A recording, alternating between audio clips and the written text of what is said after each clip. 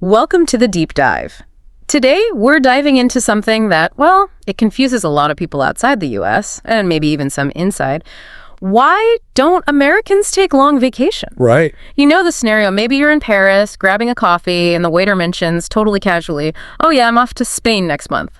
For 4 weeks. 4 weeks. 4 weeks. And you think, imagine telling that to your average American colleague, the reaction. Probably wide eyes, maybe a bit of disbelief. Who gets that much time off? Exactly. Yeah. Because let's be honest, for many in the U.S., getting even 2 weeks of paid vacation feels like a win. And some folks don't even use all of that. It's true. A very different picture compared to, say, Europe or even Japan these days. So what is actually going on here? That's our mission for this deep dive, to unpack the culture, the workplace dynamics, the social stuff behind it all, to really get why this difference exists. And maybe what it means for you, the listener. Exactly. Yeah. So let's start with just the basic facts. Looking globally, how different is the U.S. situation when you see the numbers side by side? Well, the numbers paint a really stark picture right away. It's quite something. Right. Take France, for instance.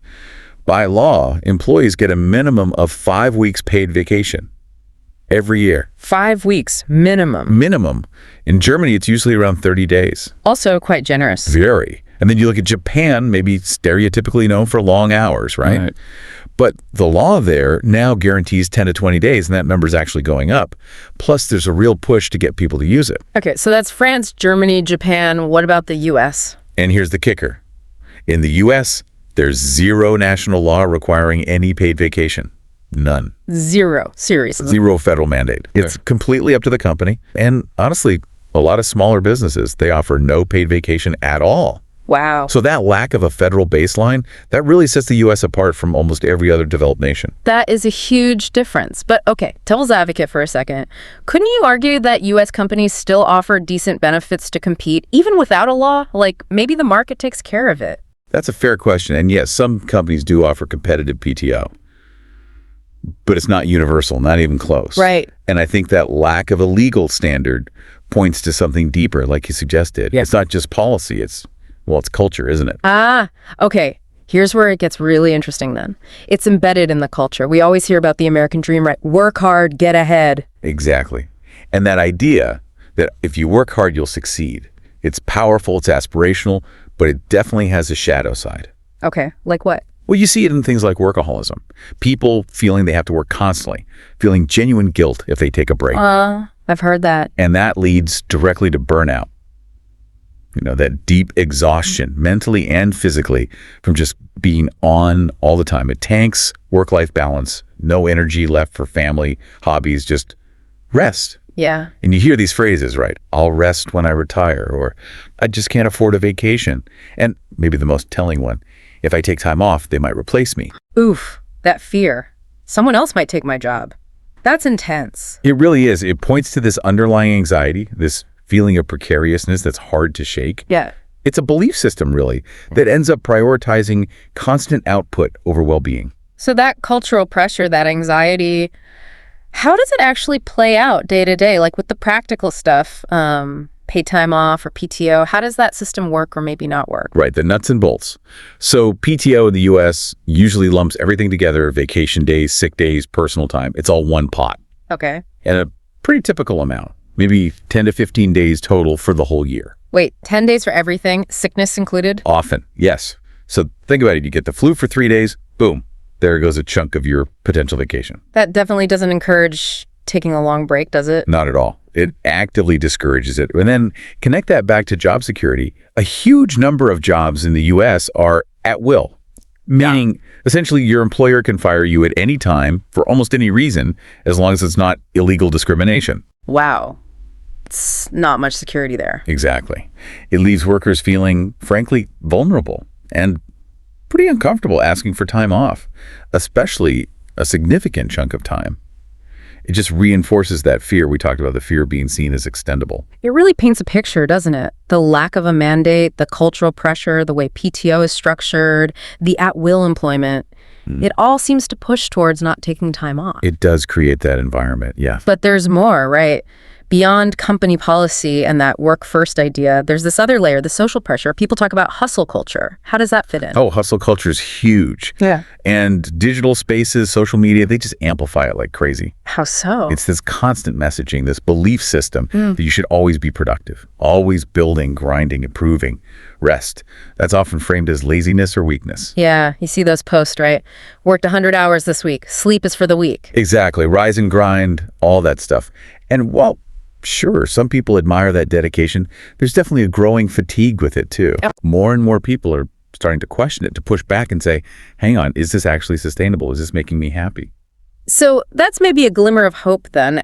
After outlining all these challenges, are things actually starting to shift? Are we seeing any cracks appear in this whole system? Yes, thankfully, there are definitely signs of change. And I think big picture, it suggests people are starting to rethink what success and productivity even mean to them personally. Okay, like what are we seeing specifically? Well, for one, there's much more open conversation now, especially among younger generations, about mental health, about burnout, and just the fundamental need for better work-life balance. That's definitely true. It feels less taboo. Absolutely. And companies are noticing. Big names, Google, Microsoft, Airbnb, places like that. They're not just increasing PTO allowances, but they're actively creating wellness programs.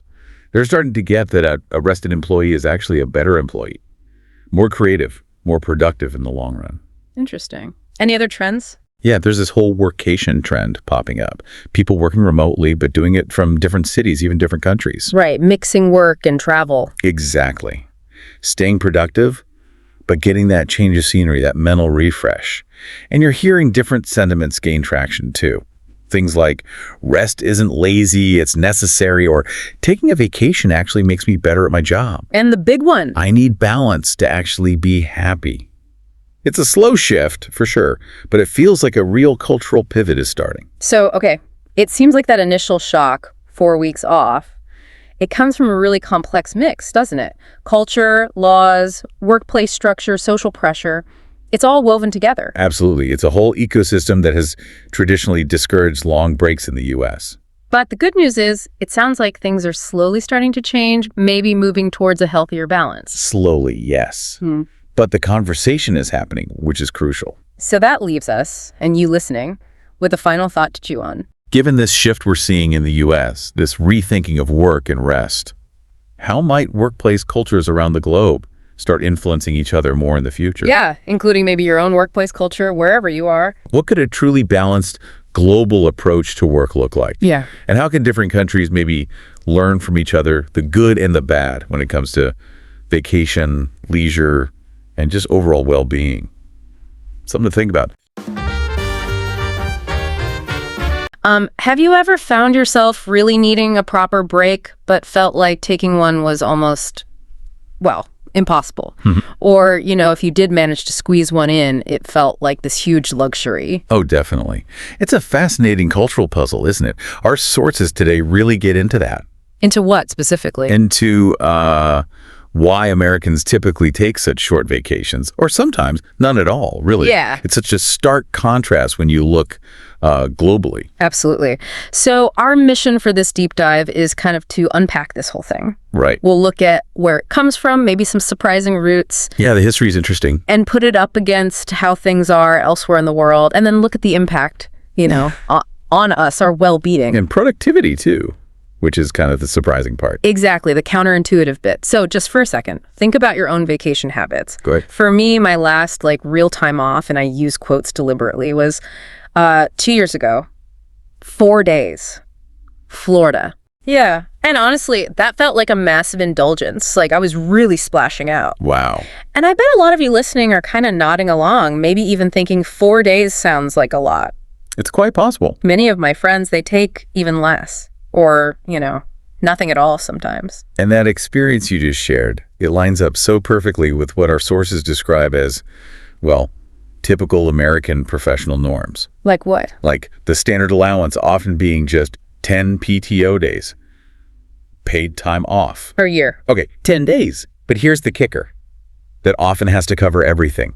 sick days included. Ah, right. So it's not even 10 days of vacation. It's 10 days for life happening. Exactly. 10 days for anything that pulls you away from your desk. So, okay, we're seeing this pattern. Americans can technically take time off, but lots don't. Right. A significant chunk just doesn't use it all. And our sources point to some powerful reasons why. There's this underlying fear. Fear of what? Fear of losing your job if you step away for too long. Or a really deep sense of guilt, about not being there, not working. Guilt's the big one. Or just this feeling that taking time off makes you look lazy, uncommitted. And if you dig into that a bit, those feelings, they're really tied into the cultural stories we tell ourselves in the U.S. What kind of stories? Well, think about the phrases we hear all the time, like work hard, play later. Right. Always later. Or that whole idea that success comes to those who hustle. It's almost like a mantra. Yeah, the hustle culture. Exactly. Our sources talk a lot about this pervasive hustle culture. It creates this background hum of anxiety almost. A fear of falling behind. Constantly. Like if you're not working 24/7, you're losing ground. It's this sort of relentless, unspoken race. And thinking about that, it really shifts how we see work and rest. I remember this one time I was in Spain. Okay. And I mentioned, Americans don't usually take a whole month off. People looked at me like I had two heads. Oh. Seriously. They were bewildered. They actually asked, but how do you rest? Like properly rest? That's a fundamental question for them. It really was. And a friend had a similar thing in Japan. Their Airbnb host was shocked, genuinely shocked, that a 1-week trip was ending already. Just 1 week seems short to them. Totally alien. The idea of such a short break, it just didn't compute. Which brings us to a really crucial comparison point from the research. Okay. We often just assume, right, that more hours worked automatically means more output, more stuff done. Yeah, that seems logical. Work more, get more done. But here's the thing. The data, like from the OECD, consistently shows that countries like, say, France or Germany, with much longer legally required vacations. Exactly. They often have higher productivity per hour worked than the U.S. Higher, even with less time working. Per hour, yes. It directly challenges that whole more hours equals more output idea. So working less makes you more productive. How does that work? Well, the basic logic, and research backs this up, is that your work quality just tanks when you're constantly tired and stressed. Right. Makes sense. You make mistakes, you're slower. Precisely. Proper deep rest isn't just, a nice to have. It actually seems to enhance your overall productivity and creativity too. That really lands when you think about it personally. I went through a period of really bad burnout last year. Oh, wow. It was just relentless, no sleep, working weekends, the emails never stopped. Just this endless grind. Ugh, sounds awful. It was. I finally just hit a wall. I had to take time off. I ended up taking 5 days. What'd you do? Went camping, like deep woods camping. No phone signal, nothing. A real disconnect. Total disconnect. Just trees, quiet, and honestly pretty terrible coffee. But it worked. How so? It was a forced reset, a complete break from all the noise, the demands. It was transformative, actually, just necessary. That's such a powerful, concrete example. And it forces you to ask, right? Yeah. Is this constant work ethic? Is it actually healthy? Is it? Our sources, and they're backed by a lot of research, say emphatically, no, it's just not sustainable. Not long term. Not for you as an individual, your well-being, and frankly, not even for the quality of the work you produce. So burnout doesn't just feel bad, it makes your work worse. Definitely. And it's more than just feeling refreshed. There's neuroscience stuff here too. Like what? Studies show that when you properly rest, like really switch off, your brain actually gets busy consolidating memories and forging new connections between ideas, which leads to measurable improvements in things like problem solving and creative thinking when you get back. So the break actually makes your brain work better afterwards. Exactly. Yeah. But, I am seeing maybe a hopeful sign, a slow shift. What are you seeing? Well, recent surveys seem to show this generational thing happening. Younger generations seem much more willing to talk openly about mental health. Right. Prioritizing it more. Yeah. And self-care, not seeing it as a weakness, but as necessary maintenance. And we are seeing some positive movement that reflects that growing awareness. Our sources point this out. Such as? Some companies, usually the more progressive ones, are starting to add specific mental health days. Oh, interesting. How do those work? They're described as basically being like sick days, but, explicitly for your brain. Okay, I like that framing. A really crucial recognition, isn't it? That our minds need dedicated downtime, just like our bodies do when they're ill. That does feel like a really encouraging step. Are companies actually seeing results from that, like better morale or people sticking around longer? That's a great question. It's still pretty early days for widespread adoption, so the hard data is still emerging. Right. But certainly the anecdotal evidence and some initial studies, they do suggest a positive bump in morale and maybe reduced turnover too. So companies might be realizing burnout costs them money in the long run. It seems that way. The cost of replacing someone who burns out, the loss of productivity before they leave, it outweighs the perceived benefit of having them always on. And if we kind of zoom out again, thinking about taking breaks, stepping away from work, especially if you can travel, it can be just profoundly educational, genuinely. How so? Well, it opens your mind, right? You see different ways of living and different ways of solving problems. Exposes you to new perspectives? Exactly. It builds empathy. Yeah. And honestly, it can spark totally new ideas, things you just never think of if you stayed stuck in your usual routine. So it's not just rest, it's investment. It's an investment in your kind of cognitive and emotional toolkit. Yeah. Your well-being in the broadest sense. Okay, so wrapping this up then. The core revelation here, the thing that really stands out from this deep dive, it's this surprising link, right, between taking proper rest, Adequate rest. and actual genuine productivity, and just overall well-being. It really pushes back against that ingrained hustle idea. It really does. It suggests that maybe our biggest fears about not working enough, about falling behind, might actually be getting in the way of the very success we're chasing. Precisely. Which leaves us, and leaves you listening, with a really important question to mull over, I think. Okay, what's that? What truly constitutes success for you? And what does a balanced life actually look like in this incredibly busy world we live in? Maybe it's not just about the sheer quantity of your work output. But the quality. The quality of your work, yes, but also the quality of your rest and how those two things interact to shape your whole experience.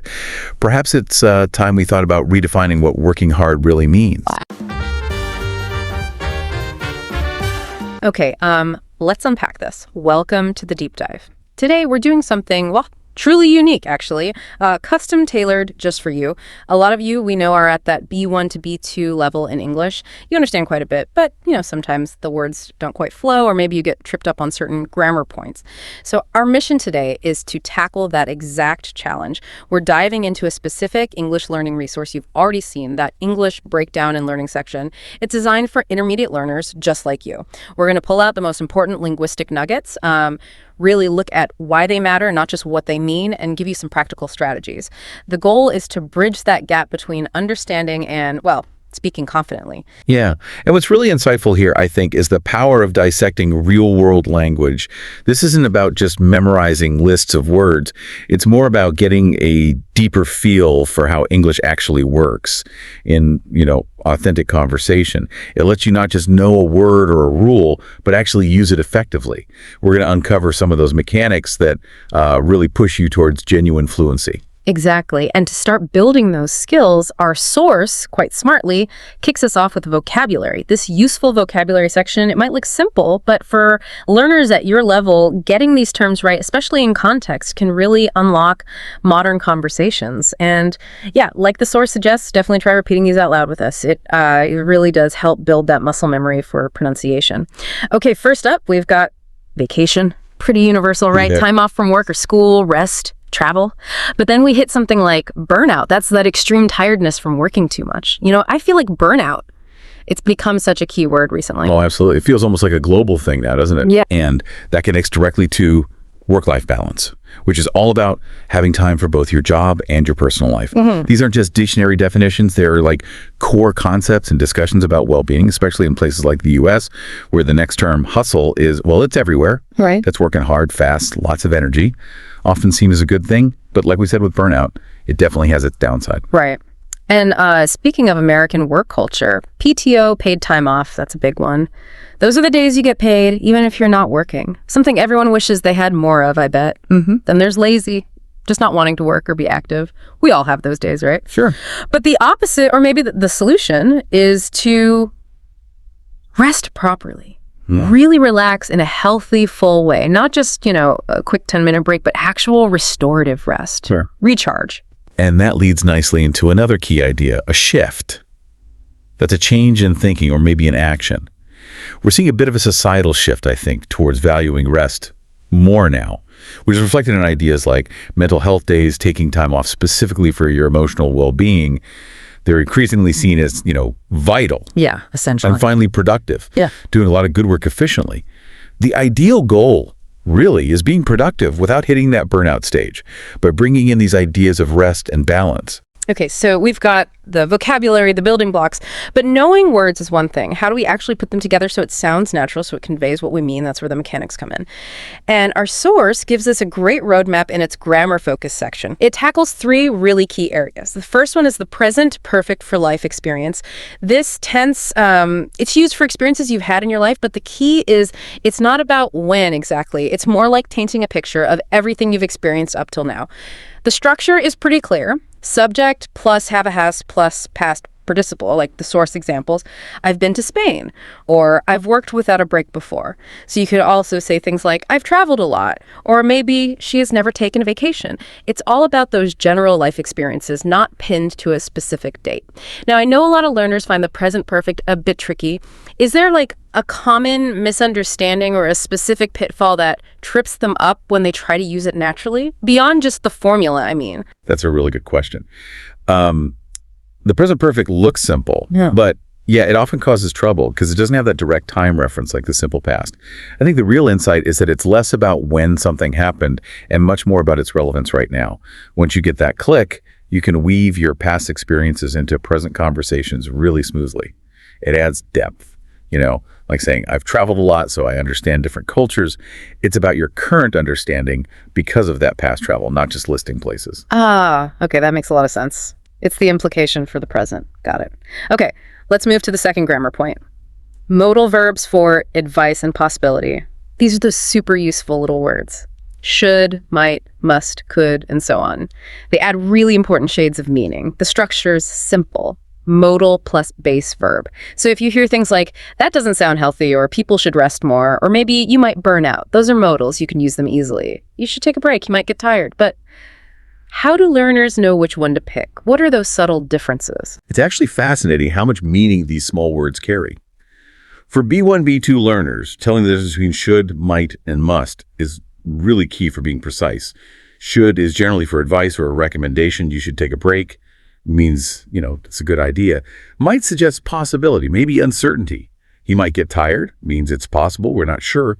And must, that conveys a stronger feeling, like necessity or a strong conclusion. They must be tired implies you're pretty certain. Getting these right means you can communicate not just facts, but also your opinion, your assessment, how certain you are. That distinction is super helpful. Okay, and the third grammar point, conditionals. Specifically talking about possibilities. Our source focuses on the first conditional. That's perfect for talking about real possibilities in the future. It's all about cause and effect, basically. The structure. If plus present tense, then will plus base verb. Sometimes just the simple present in the second part works too. The source gives great examples. If you're tired and stressed, your work suffers. And if you take breaks, you're more productive. You could also say, if you rest, you will feel better. Or if you don't sleep, your body suffers. Simple cause and effect. And the source encourages you, the listener, to practice making your own examples, which is, fantastic idea. I know that if I will mistake is really common. But besides that, is there another, maybe more subtle trap with conditionals that B1, B2 learners should watch out for? Something to make them sound more natural? Yeah, that's a good point. A common thing for learners at this level is maybe relying too much on that strict if-will structure all the time. It can sound a bit rigid or textbook-like sometimes. While it's grammatically correct, natural conversation often uses the simple present in that second clause, especially when the outcome feels very certain or like a general truth. If you're tired, your work suffers. Understanding that flexibility helps you express cause and effect more naturally. It makes you sound less like you're reciting a rule and more like you're just stating a likely consequence. Right, less rigid. Good tip. Yeah. Okay, let's shift gears now from understanding the rules to actually using them, especially when speaking. This next section in our source is all about phrases to practice, and specifically using a shadowing exercise. Now, if you haven't heard of shadowing, it's a really effective technique. Basically, you repeat sentences right after you hear them, trying to copy the speaker's tone, rhythm, everything. The source suggests pausing after each sentence and repeating it out loud, maybe 2 or 3 times. It's honestly amazing for your pronunciation. So why don't you try this with us right now?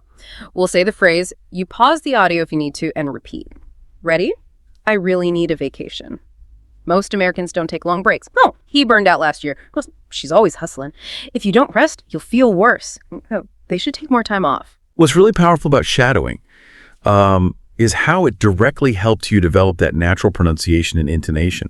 It's not just about saying the words correctly. It's about internalizing the rhythm, the stress patterns of English. That's crucial for sounding natural.